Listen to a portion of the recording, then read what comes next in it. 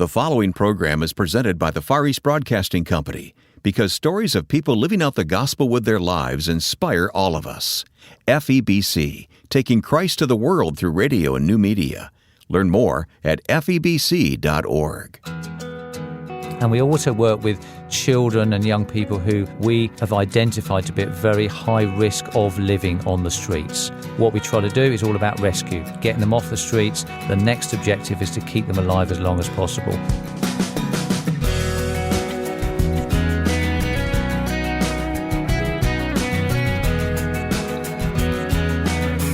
He left his home in England to reach out and provide help and hope to children living on the streets in Guatemala.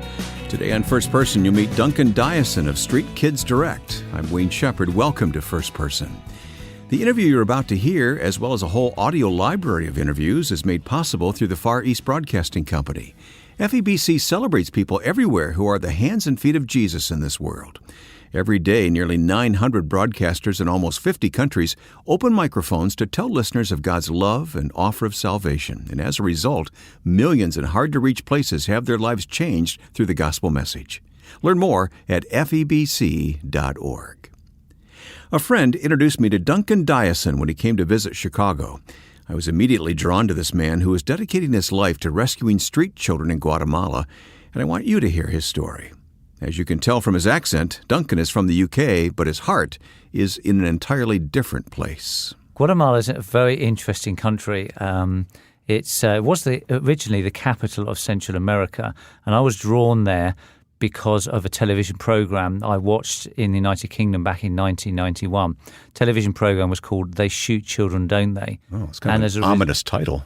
It captured my attention. The red text came up on the screen, and I'd never heard about the situation of children living on the streets before. But not only were they living on the streets of this Central American country, but they were being hunted down by police, tortured and killed just because they were seen to be a nuisance. Up until this time, you didn't have any awareness of this as an issue, these street kids? Had no idea that street children existed, the millions of street children. There were over, according to UNICEF then, there was over 100 million children living on the streets of cities all over the world. And to hear the statistics of 5,000 street children living in this very small Central American country, Guatemala, was quite shocking, but then harrowing to watch this documentary unfold and to see the children and how they were living and how they were being literally just hunted down, just like vermin. Yeah, but you watch this television program. How do you know what to do next? I mean, you had a heart to do something. What did you do? Well, I didn't really know what to do next because I was in shock, really. But then I started to investigate the organisation that I'd seen on the television at the time. And also I bought a couple of books about street children. I started reading, and I was really challenged by the plight of the children, but also to see how this organisation was trying to help them in all sorts of ways, providing them homes, offering them protection, offering them services on the streets to try and keep them alive and keep them safe. Mm-hmm.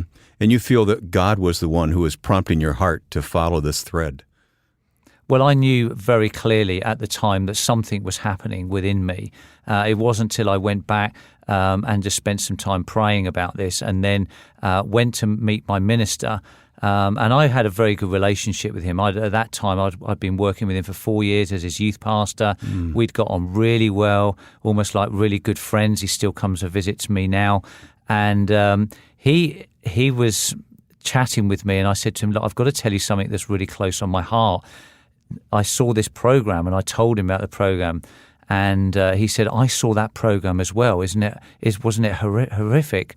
And I said, "Well, I really feel," and this was the hard bit, "I really feel a tug to go and to get involved." And he was just silent. I'm thinking, oh my goodness, he's going to be really angry with me. And he said, "Isn't that amazing?" He said, "Because after I watched that program, God just said to me, as I was praying with my wife that night, he said, God's told me that Duncan's going to come to you. No way. And he is going to be called to this ministry. And so you are called to serve him. And he told me this, and I almost broke down in tears. And so he said, what I want you to do is go back home and find out how much a flight is to Central America. We'd love to send you there as a church just to see, just for a couple of weeks, to see the organization, to see what's happening. And that just started a whole chain of quite miraculous events that led to the place where I am now, living in Guatemala. And you didn't have all this support in the world behind you. You just went, I think you told me, yourself in a backpack, went to Guatemala City. I had nothing. We had no money at all. And so moving there I'd made contact with this organization, Casa Alianza. They'd invited me for this 2-week tour. I went with a friend of mine from church who'd also seen the program. And when I went round to him, I was saying to him, this is what I'd like to do. I'd love to go out to Guatemala. And he said that he was praying for me that night of that television program. And he said, as I was praying for you, God said, get yourself ready to support Duncan. That is powerful. And so he said, what I want to try to do is if you're going to go out to Central America and live there, I want to be the one that raises the money for you. And so he committed himself to raise the money. The church got behind me, and it was incredible. And so when I got there, after all these, these are just a couple of miraculous things, but so many things happen. I thought incredible things are going to be happening now, because God has really called me. Okay, that was how many years ago? That was 27 years ago. 27 years ago. So after all these years, and we'll talk about all that's gone on in those intervening years, but after all these years to look back on that is a clear, compelling call from God in your life. I knew it was a very clear call. What I didn't realize is the pain that was going to go along with it. Ah, okay. So when you go to Guatemala City, what did you find? So I got to Guatemala City and I started working with this organization. They were not the people who were directing the organization were very keen, but the people on the streets were not keen for me to work with them at all. They made it very clear right from the beginning they did not want me to be involved in the organization. They refused me entry to the premises to begin with. And then eventually when they spoke to the directors and they said, no, this is a volunteer. We want you to work with him. And they took me on the streets and they put me through almost like an initiation process. I didn't realize that some of the things that were happening to me, like the machete that one of the teenagers put on my throat and pressed it in hard. And he said, if you ever come back again, I will kill you. And I didn't realize it was one of the workers that was behind that. That didn't come from him, but it came from one of the workers that I was supposed to work with. So there were difficult times. I was expecting amazing things to happen, but amazing things didn't happen. Well, what kept you there? What kept you from going back home and say, okay, that's it? Well, it was difficult. The first year was the hardest year of my life, I think, because we were burying so many children. I was seeing so much hurt and pain and torture. And death. You're having to deal with these things, violence on a daily basis, threats against your own life. And I'm thinking, why am I here? What is it that I'm doing here? And I just had to, because the call was so clear and it was so strong, that's what held me there. That because God has called you to do something, it doesn't mean it's going to be easy. And sometimes I know I had this image that it would be really easy, but it wasn't. It was really difficult. But I stuck at it, and because I knew that God had called me to a country. And when I prayed about it one day, these words just came into my head, whether they were from God or not. I really believe they were, but it was that God was going to use Guatemala as an example, as a blessing to the nations of what He could do. So here was a country, 36 years of civil war. This was a country that was in massive amounts of poverty, with all the things that were happening on the streets. And who would have thought that God could take that country, take that nation, and change it around to be the blessing that it is now to so many nations around the world? What are the problems that you encounter on the street with kids? So what we were finding is that the most distressing was seeing children dying on the streets, but also seeing children as young as 5 been enticed into street gangs of other children and been shown how to abuse drugs, how to solvents, how to get involved in prostitution. The gang becomes their family? The gang becomes their family. And very quickly they're initiated into that family and all the things that go along with being part of that gang. So what are some of the first steps you made to make a difference? I think the first things that you do is start to build relationships. As a youth pastor, and the way that God changed my life around quite dramatically at the age of 21, I knew that relationships were important. That was the key for me in my becoming a Christian, and it was the key to the youth work that I did, which was quite a different type of youth work, but because it was all relational youth work. So it was about building, trusting relationships. And I knew that if I couldn't offer them the level of language, if I couldn't offer them all sorts of services that maybe other organisations could offer them, what I could offer them was a friendship. Mm-hmm. And I think that is what has been the basis of the ministry of things has grown along the way. By the way, did you know Spanish when you moved there? I had no idea of Spanish. Really? I didn't know English much either at that point. So how did you learn the language as you went along? Huh? And I literally learned the language as I went along. And I did go to a few weeks of language training, but the basic language that I was taught, which is rather what we would call posh, nice English, but nice Spanish. Formal, yeah. And then all of a sudden you end up on the streets where the way they use Spanish is very different. And particularly the kids that live on the street use their own form of that Spanish language. So I had to learn that. And one of the boys, Michael, who's 12, he was very good at teaching me the Spanish language. And I remember some of the phrases he taught me sounded amazing.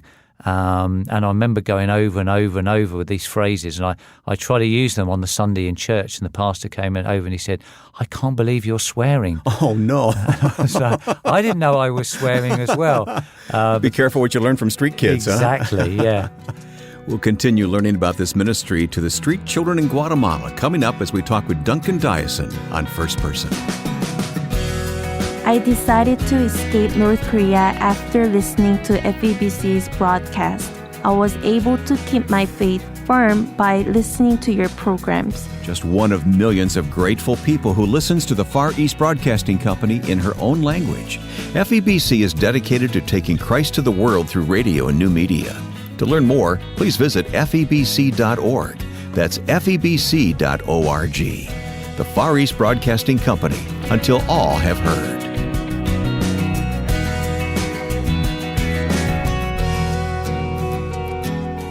My guest is Duncan Dyason, the founder of Street Kids Direct, having a direct impact on the street kids living in Guatemala. It's a charity based in the UK with an American partner. You can read more about it at our website, firstpersoninterview.com. Duncan, as I hear your story, I think about D.L. Moody in his early life in Chicago when he would gather together street kids and form a Sunday school, take them to church. Tell me more about what you're doing in Guatemala.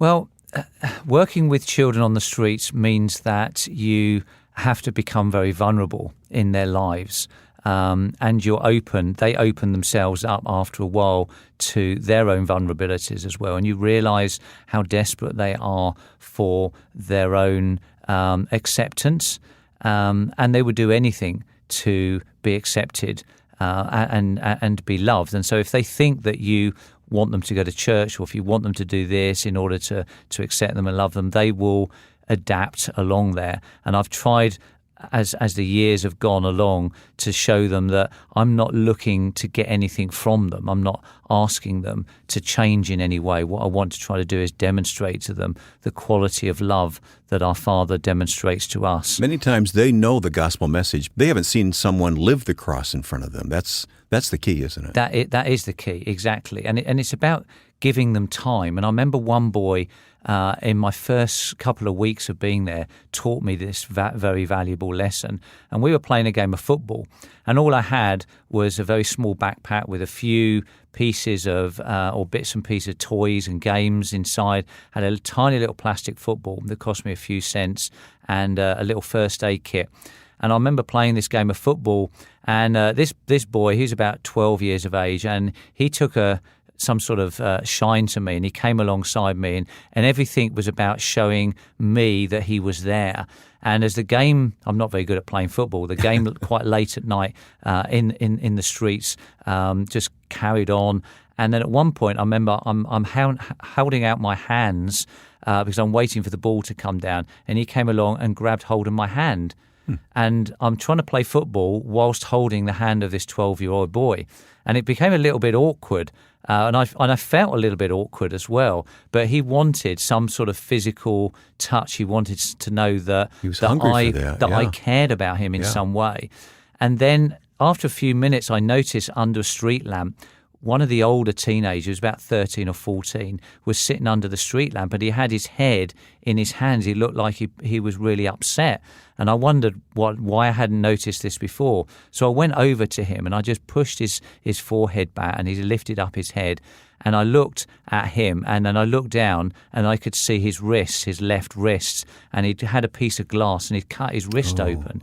And he was bleeding. It wasn't bleeding really bad. He wasn't going to die of bleeding, but he had obviously cut his wrist. And so I took my backpack off, and I started cleaning his wound, and I started putting a gauze bandage on it and trying to make it clean. But as I'm trying to do this boy Henry was just pulling at my shirt, and he was going, "Come on, Duncan, let's go play football." And I said, "Henry, I can't, I've got to." He's going, "Come on.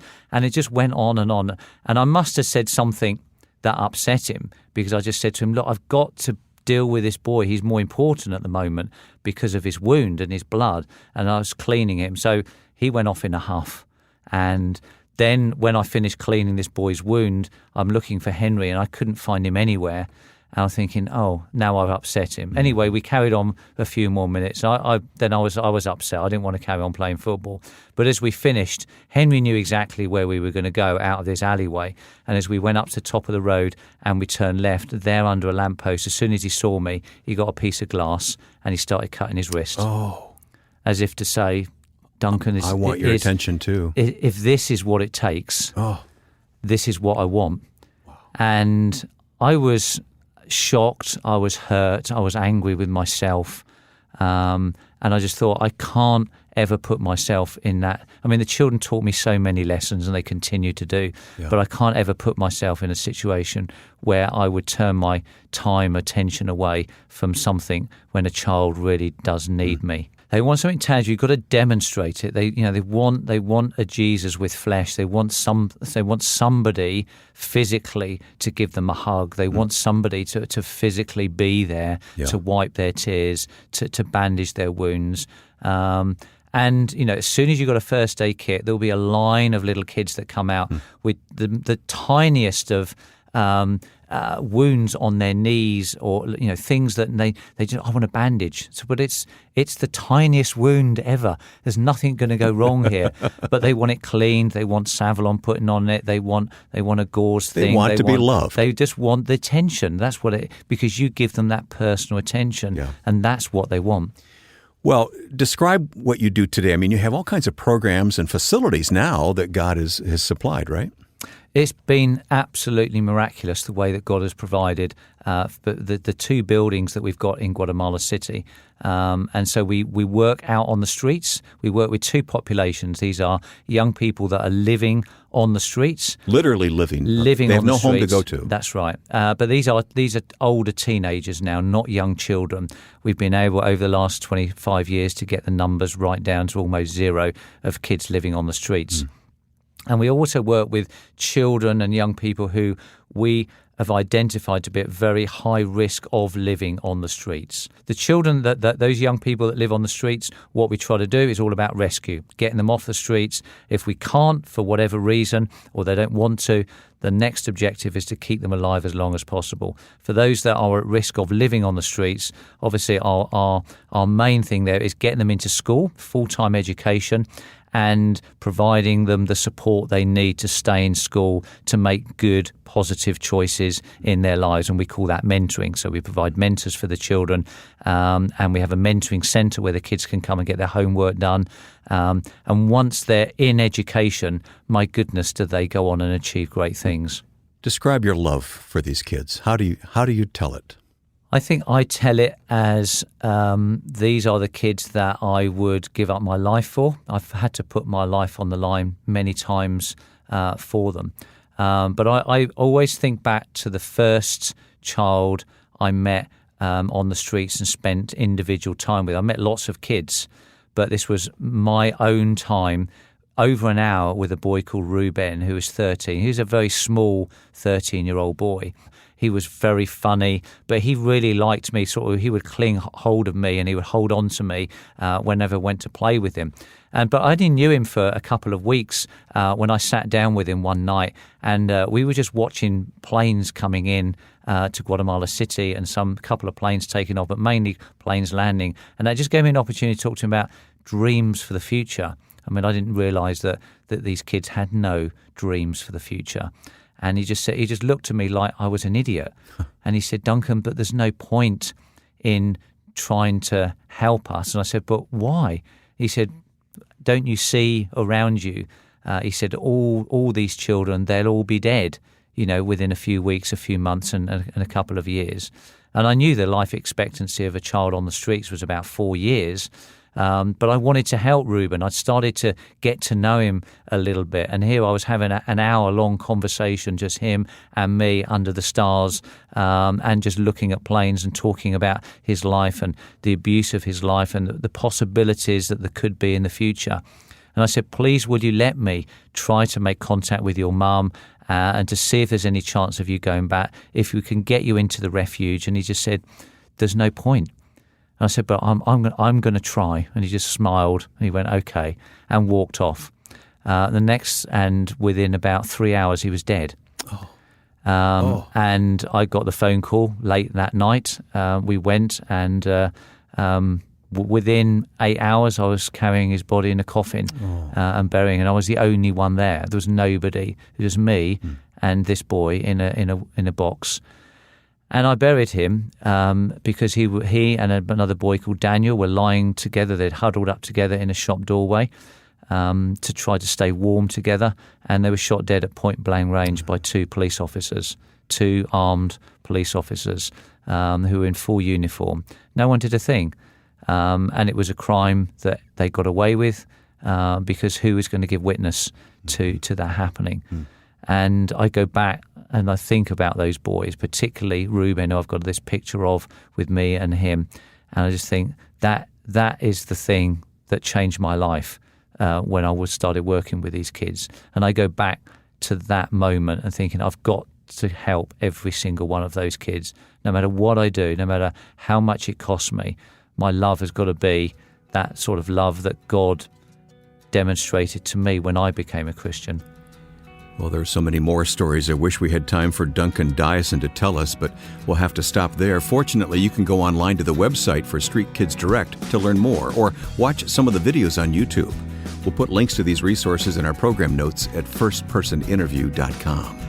Street Kids Direct is a charity based in England, but Americans are invited to help. Go to firstpersoninterview.com. Another ministry that has great stories to tell of God at work in this world is the Far East Broadcasting Company. It's no stretch to say that millions of people tune in each day to FEBC's programs, which are always heard in the local language. The gospel is proclaimed and God's word is taught by indigenous broadcasters who love to serve their listeners. Please take a few moments online to visit FEBC.org and learn more by watching a few of the videos telling these stories. That's FEBC.org. Now, with thanks to my friend and producer Joe Carlson, I'm Wayne Shepherd. Join us next time, right here, for First Person.